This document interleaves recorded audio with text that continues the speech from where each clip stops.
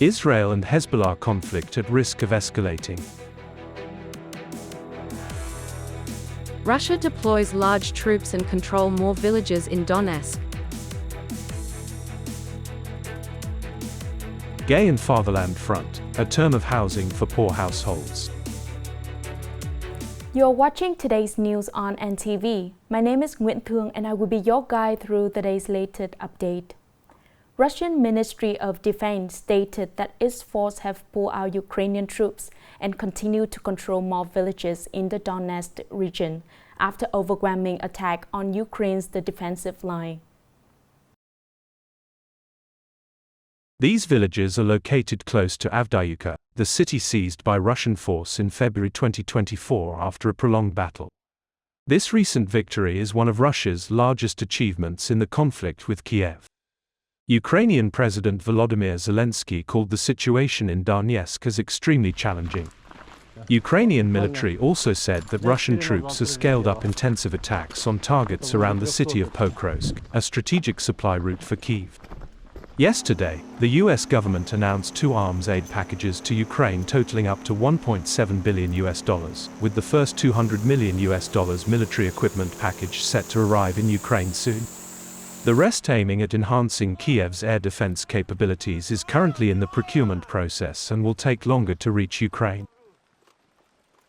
The conflict between Israel and Hezbollah is at risk of escalating as Israel is preparing to launch a response to the attack on July 27 at a football field in the Israeli-controlled Golan Heights, resulting in killing 12 children and injuring 44 people. Israel's Security Cabinet has authorized the government to retaliate against the attack, which the country believes was carried out by Hezbollah forces in Lebanon. Israeli Prime Minister Netanyahu stated that Hezbollah will pay a heavy price for the attack, despite the group's denial of involvement. 24 hours after the football field attack, Israeli defense forces bombed 12 residential areas in Lebanon, causing damage to numerous buildings and surrounding infrastructure. At least 2 Hezbollah fighters and 3 others, including an infant, were reported killed. Hezbollah has retaliated by attacking several military posts in northern Israel. The escalating tensions between Israel and Hezbollah raise concerns about the risk of pushing the Middle East into deeper uncertainty, even a full-scale conflict. In response to this risk, a series of international diplomatic efforts are underway, with numerous calls for restraint in the hope of preventing a broader war in the region. The Prime Minister has issued a directive demanding a thorough investigation to clarify the cause and remedy the consequences of consecutive unusual earthquakes in Con Plong District, Kon Tum Province in recent days. The directive specifies that, according to information from the Institute of Geophysics, more than 30 earthquakes have been reported in Kon Plong District, Kon Tum Province on July 28 and 29. The major earthquake occurred on July 28 with a magnitude of 5.0 on the Richter scale, the strongest earthquake recorded in the area since 1903. Preliminary information shows that the seismic activity caused some damage to housing and affected the psychological well-being of residents, especially those near the epicenter. The Prime Minister asked the People's Committee of Kon Tum Province and local authorities to provide timely information about the earthquakes, offer guidance on response skills and ensure emotional stability for residents. The Prime Minister also called for experts and scientists to clarify the causes behind the increased unusual seismic activity in the region. Coming up next are some updated news.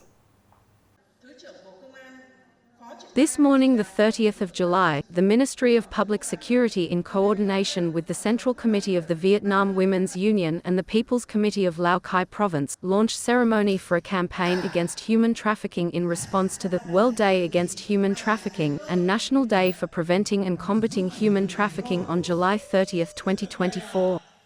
According to the United Nations' Global Report on Human Trafficking, 1 in 3 human trafficking victims worldwide are children. In Vietnam, during the first 6 months of the year, the functional forces discovered and intervened in 50 human trafficking cases involving 126 victims, 48 cases of child trafficking with 121 victims.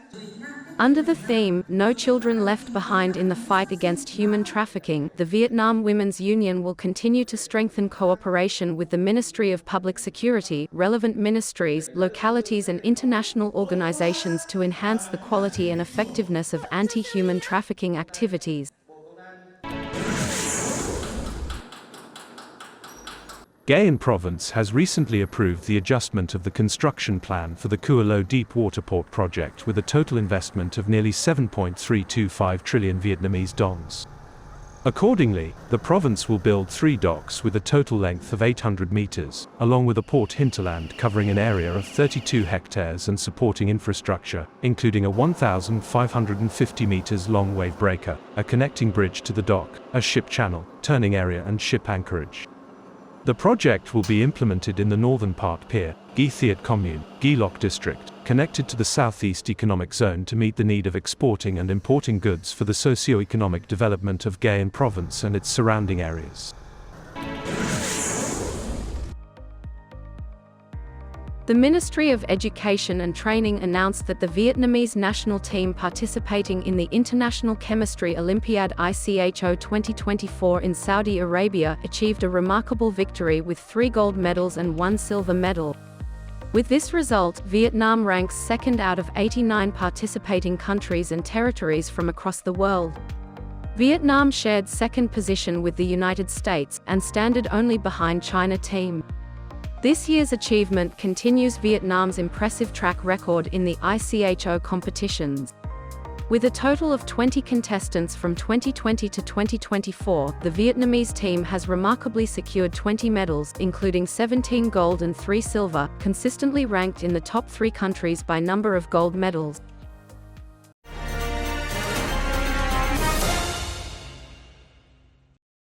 With the determination and efforts of officials and staff of the Fatherland Front at all levels, in term 2019-2024, the Nghệ An Provincial Front has affirmed its position and key role in gathering and promoting the strength of national unity with many marks of innovation and development.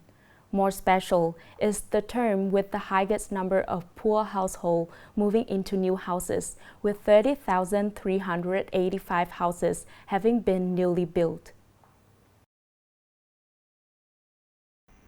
Old age, disabled, and living alone in a rundown house, Mr. Chu Kim Truong was supported by authorities of Dien Truong Commune, Dien Châu District to build a house through a turnkey solution.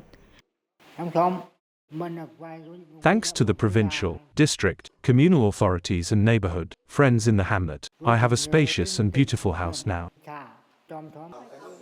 Not only Mr. Truong, but many other households benefiting from housing support also have extremely difficult circumstances, such as single mom or sick and elderly people who dare not dream of a solid house to live in. Therefore, in addition to support through the programs, the Mobilization Commission at grassroots level also diversify resources, such as calling for support from local young people working far away as well as friends, relatives, and neighbors. I don't have children, thanks to my relatives, neighbors and kind people who helped me build a house. I'd like to express thanks to philanthropists for helping me. During the implementation process, the Provincial Fatherland Front as well as the provincial police have extensively collaborated with the district to complete the program, with the common goal of having people housed and promoting the spirit of mutual love and affection. From the beginning of the term, the Provincial Fatherland Front assessed the need of housing support for the poor in the province. They also proposed and called for support in building and repairing houses. As the midterm of 2019 to 2022, the province successfully mobilized support for 4,759 houses. The Provincial Fatherland Front also advised the Provincial Party Committee to issue Directive 21, and after more than a year implementing Directive, the province has mobilized resources to support the construction and repair of 8,626 houses, reaching 267.7% of the term's target. The last news has ended our bulletin today. Thank you for watching and see you next time.